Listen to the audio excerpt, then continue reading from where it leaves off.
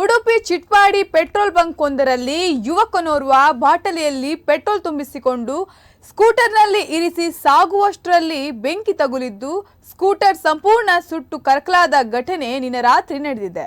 Petrol bunk ಸಿಬ್ಬಂದಿಗಳ ಸಮಯ ಪ್ರಜ್ಞೆಯಿಂದ ಭಾರಿ ದೊಡ್ಡ ಅನಾಹುತ ತಪ್ಪಿದಂತಾಗಿದೆ.